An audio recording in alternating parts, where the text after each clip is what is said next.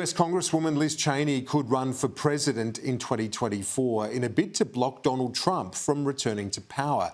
Ms Cheney was open about her intentions after losing her Wyoming seat in the GOP primary to Trump-endorsed candidate Harriet Hageman. Now the real work begins. Liz Cheney is eyeing a new chapter tonight in her fight against Donald Trump, openly considering a run against the former president in hopes of blocking him from ever returning to the White House. I have said since January 6th that I will do whatever it takes to ensure Donald Trump is never again anywhere near the Oval Office, and I mean it. But a punishing defeat on Tuesday, Wyoming has spoken, is only the latest sign of Donald Trump's unparalleled influence on the Republican Party. His endorsed candidate, Harriet Hageman, running away with a 37-point landslide as voters resoundingly rejected the Cheney family's storied Wyoming brand. For Cheney, the defeat was expected. No House seat, no office in this land is more important than the principles that we are all sworn to protect. But the massive margin was not, raising questions about whether losing an election, even in principle, offers a realistic roadmap for a political future. Cheney's advisors tell CNN she intends to wait until next year to make any decisions, when she's no longer in Congress or serving as vice chair of the January 6th committee, a timeline she explained on NBC's Today Show. But it is something that I'm thinking about, and I'll make a decision in the coming months. Yet Cheney wasted no time turning the page, opening a new political action committee today with the Federal Election Commission. She's calling the group the Great Task, a nod to the final line from Abraham Lincoln's Gettysburg Address, to which she drew comparisons in her election night speech. The great and original champion of our party, Abraham Lincoln, was defeated in elections for the Senate and the House before he won the most important election of all. Yet she now joins the ranks of the House Impeachment 10, the Republicans who voted to remove Trump from office. She's the fourth to lose her primary, with 4 others retiring, leaving only 2 congressmen on the ballot this fall. Liz, you're fired. Get out of here. For Trump, Cheney was the biggest prize of the midterm election season. He crowed about her defeat, writing, "Now she can finally disappear into the depths of political oblivion." Cheney insisted she had no intention of doing so. She confronted the latest conspiracy theory from Trump about the recovery of classified materials from Mar-a-Lago, saying Americans have an obligation to fight against misinformation.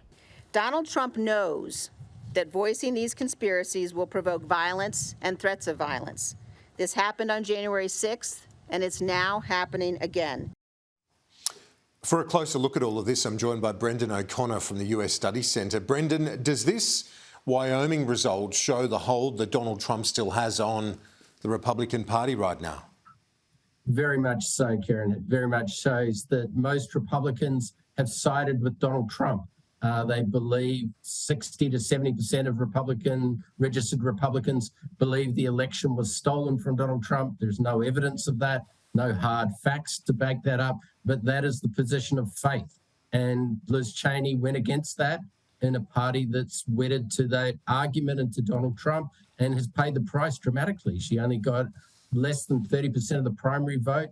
Hageman got 66% of the vote. So it's, it's an overwhelming defeat, and it suggests, puts those who want to believe in facts in the Republican Party and the hard evidence of what the election result was. It really wasn't a particularly close result in the end. It puts those people in a very sort of marginal position within the party. And it'll be really interesting to see if she runs in the presidential primaries, given that, she really has realistically little chance of winning as the nominee for the party.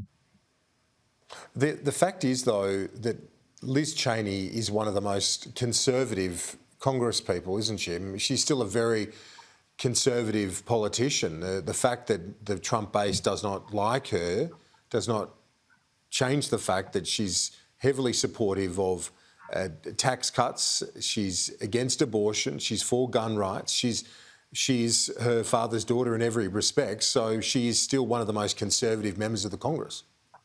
This is what makes it remarkable. Dick Cheney was vice president. He was Secretary of Defense. He was congressperson from Wyoming for 10 years. She's royalty.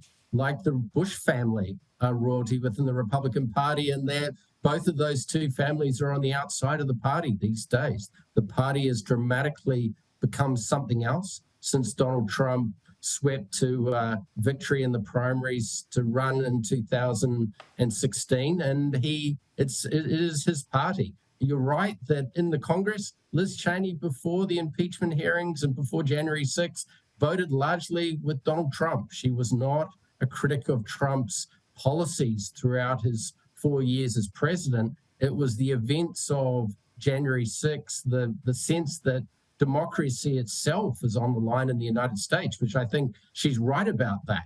And that was what led her to a position of principle, and why she's been involved in the January 6 hearings, to say, no matter what side of politics you're on, you have to accept the result. And it's really a crybaby that doesn't accept that result, or a conspiracy theorist, or many things worse you could use, words worse you could use, or names worse you could use. But she has stood up for that basic principle that if the United States is going to be a democracy, it has to accept, you have to accept the results of fair elections, and fair elections occurred.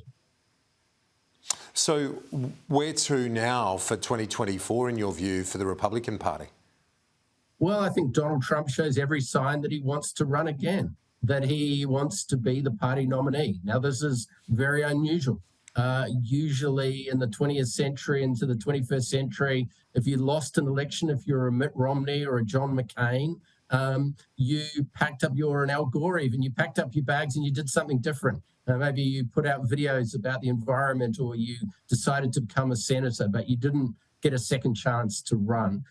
So Trump coming back is a pattern that we've only seen with Grover Cleveland. He had 2 non-consecutive terms in the 19th century. Trump shows, I think, every signs of that. Now he's going to be like Biden, very aged, well into his 70s when he runs for re-election as president. So that, is a remarkable thing, that we have this very old class of politicians running in the United States, running the United States in the Senate, in the House with Pelosi and McConnell, and people like Bernie Sanders wanting to run again. It's a sort of, a geriatric class almost, to be unkind. But there's the sense, I think, that where will the opposition come against Donald Trump? DeSantis, I think, is a major player, and I think Cheney will probably run to make the argument against Donald Trump, even if it's a losing argument.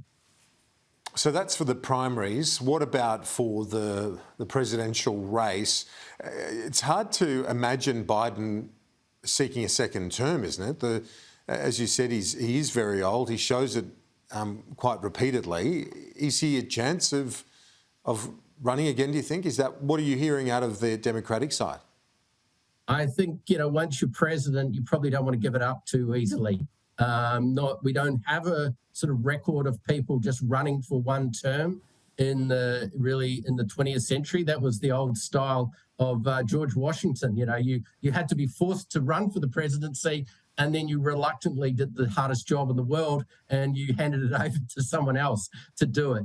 That's not how modern politics works. So I think Biden, if it was likely that Trump will be the nominee, Biden is likely to be the nominee for the Democrats. If there was a sense on the Republican side, for whatever reason, health reasons, that generational change needed to occur, then I think a conversation about Biden might occur. But the one person Biden might be able to beat is Donald Trump. And, he showed it last time. So the Democrats, I think, would be more likely to stick with Biden if it was very likely that Trump would be his opponent. So there's no one coming through that the Democrats would say, OK, that's a no-brainer, say a young Obama-style politician or someone like that out of a country of, upwards of 300 million people? Yeah, I suppose it's the precedent. Two gents closer to 80. Yeah, I think there's plenty of governors who'd say, look, I'm as talented as Bill Clinton was when he ran in 92. And there is a new generation of politicians coming through. Someone like Pete Buttigieg would want to put their hand up. But there is no real precedent of someone just seeking one term. It might be a good way to go, because you might say, well, I'm not concerned about poll numbers and re-election. I'm just going to do what's right for the country. That would have been admirable, I think, from Biden. But I don't think we've seen much of a sign of it at the moment. Harris, I don't think, is very likely to sort of be anointed and take over. She's not popular enough. So I think, it will be this remarkable thing that we'll have an 80-year-old man running for re-election is probably quite likely. Never ceases to amaze that politics in that country, or ours for that matter. Brendan O'Connor, thanks so much. Appreciate your analysis, as always. Thank you. My pleasure. Coming up after the break.